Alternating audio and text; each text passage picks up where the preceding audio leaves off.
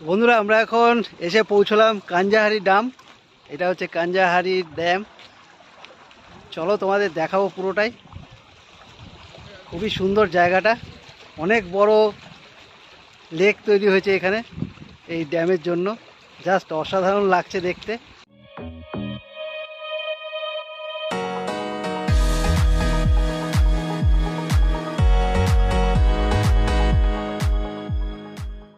একবার একটু দেখিয়ে দিলাম তোমাদের এই ড্যামটা সুন্দরভাবে তৈরি করা।